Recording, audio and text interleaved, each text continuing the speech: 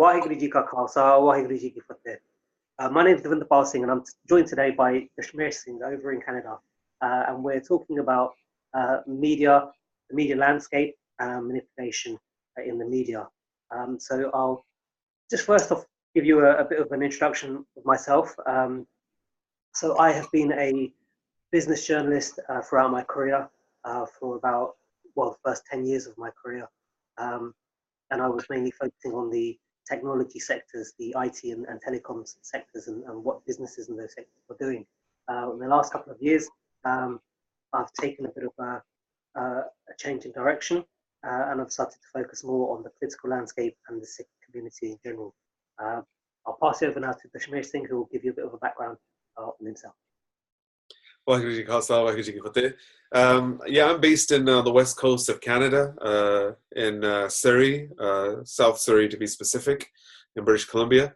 I've spent the past 14 years researching all aspects of media, governments, and trying to understand what goes on in the world and if the rhetoric matches reality. I've been in the private equity sector and investments and moving more into infrastructure projects today in countries in the developing world, as we refer to those countries as. So I'm happy to be here, Dawinderpal. Thank you for having me, and let's roll. All right. So the conversations that led to this point of us to sit down, decide to sit down and have this conversation, are the impact that media misinformation is having on the front.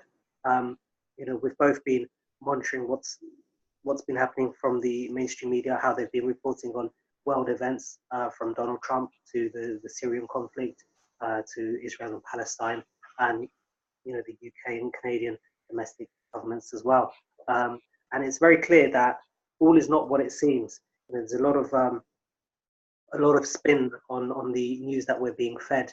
Dashmesh Singh, what would you say are the sort of key observations that you've made in the last few months about the way that the media has been misinterpreting what's really happening in the world?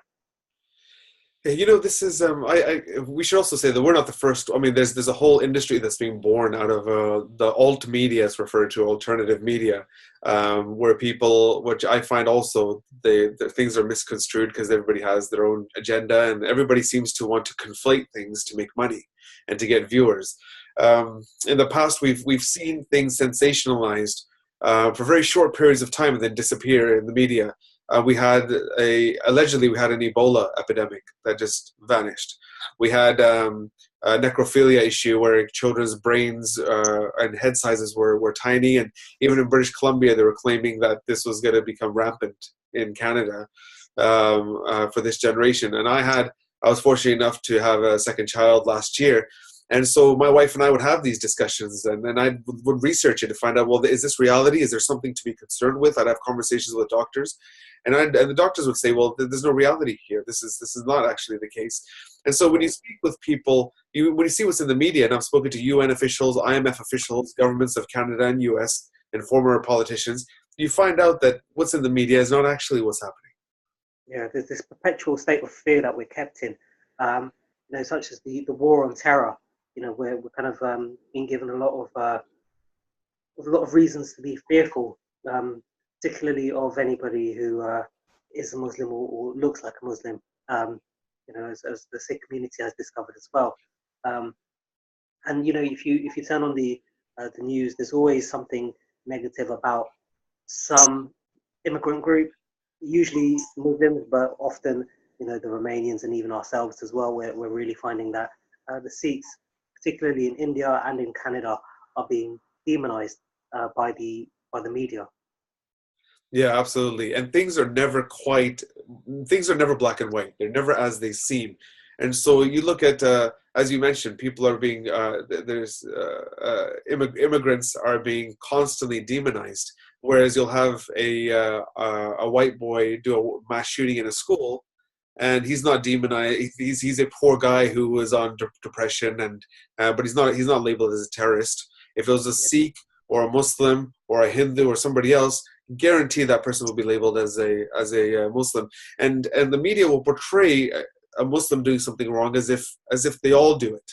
And so are we supposed to take the person, the white boy who does a mass shooting, and think that all white people are now mass shooters? I mean, it doesn't hold logic and reasoning. There's a very, from our perspective, it's a very obvious racial bias in the mainstream media. Um, I mean, one very obvious way in which this is presented is in the way that Jaggi Singh Johal has been or has not been covered by the media, the British press. You know, we've seen very minimal coverage of what's happened to a British citizen who has been doing nothing but, you know, as far as we're aware, doing nothing but actually reporting about what happened in 1984. You know, which affects all of us. You know, our community. You know, our brothers, our sisters, our, you know, forefathers. You know, have been killed.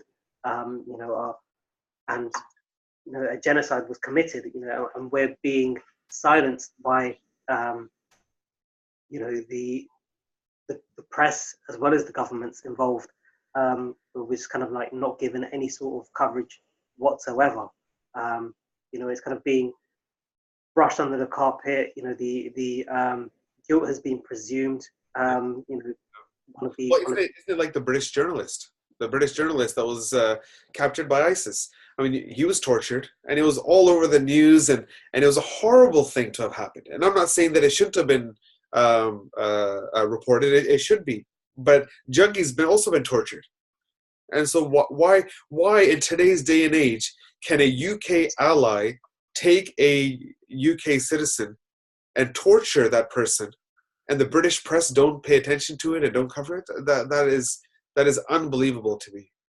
Yeah, and it's almost as though the lack of coverage has actually kind of convinced some of our own community that, okay, well, you know, he must have done something wrong, because, you know, why aren't they kicking up a big fuss about it, you know, in the mainstream? And the reason is, you know, they don't care. You know, we have to also remember that there's the trade deals that exist between India and UK as well, and the ownership of these media agencies affects those trade deals as well. So there's a lot that's going on behind the scenes and, you know, below the surface that, you know, is really influencing the treatment that we as Sikhs, and particularly Jaggi Singh Johal, are receiving. Yeah, you know, the media is like the waves in the ocean. We see the waves, but we don't see what's happening beneath the waves, and that's part of the problem. In Syria, that British journalist, I mean, there was an agenda there to try and get more attention on Syria, and to try and get more support to go into Syria. But what was happening there? I mean, why did they want to get rid of Assad so bad? Was there a civil war? No, there was never no civil war. But the year before they started this invasion, Assad rejected Qatar's request to have a natural gas pipeline go through the province of Aleppo. And of course, we heard about Aleppo in the media a lot. And all of a sudden, Assad was this bad guy. We've seen it with Saddam Hussein. We've seen it with Gaddafi. Now, I'm not saying all these people are amazing people, but at one point, the media loved them and the Western countries loved them. And then as soon as their agenda switched, we were now supposed to hate those people again. And so we seem to bounce from one side to the other, and we can't keep being blown by the proverbial wind of the media. We have to take more responsibility. Absolutely. And, you know, speaking of Syria, you know, we've been given this, fed this rhetoric about the white helmets being this kind of very humanitarian agency that is helping the people in Syria. But really, anybody who looks into it independently and starts, you know, following on social media the independent journalists on the ground in the Middle East, particularly in Syria, but also in nearby countries as well, who actually travel into Syria, unlike the Western press, which kind of reports remotely on Syria. Nobody actually travels from the UK or from the US into Syria to report on Syria. They'll do it from their desk in the UK or the US. But when you start following the independent journalists who are a lot closer to these situations, then you start finding, you know, things that very much throw doubt over what the mainstream press are saying. And, you know, we see the similar thing with the way that Saudi Arabia is treated by the press. You know, the human rights accolades that Saudi Arabia gets, when, you know, we all know that they behead people, the government beheads people and chops off people's hands and stones women to death for adultery and their rape laws and things like that. And we're given, we're fed a narrative which is so far from the truth, yet we still don't question it. We still accept it, and I think the first step is to have conversations like we're having, and put a spotlight on this. Say, okay, well, what is really happening, and why are we getting told things that we know aren't true? What can we do to actually kind of, share this perception that we're having? This, uh, you know, we're becoming wiser to what's going on, and how can we help other people become wiser to what's going on as well? Well, I've had recent conversations with Singhs on Facebook, some people on Facebook, and the recent issue about illegal immigration in the U.S. This is one prime example of the media not taking responsibility and really doing real investigative journalism, which I believe investigative journalism is a lost art, a lost occupation, I think, because what they should be focusing on, from my perspective, yes, the U.S. needs to treat illegal immigrants better. Yes, they also need to focus on the countries they're leaving. Why are people spending? Why is a mother and a daughter together spending $6,000 to be taken from Honduras or El Salvador on a 10-day journey, dangerous journey over the border into the U.S.? Why are they leaving those countries? The U.S. is giving aid to those countries. So Trump should find out, hold on a second, what's going on in those countries that people feel the need to leave? We as Sikhs never wanted to leave our motherland, and we were forced into it. People do not want to leave what they know. And so we have to have that conversation as well. And also, why are we only hearing about it now?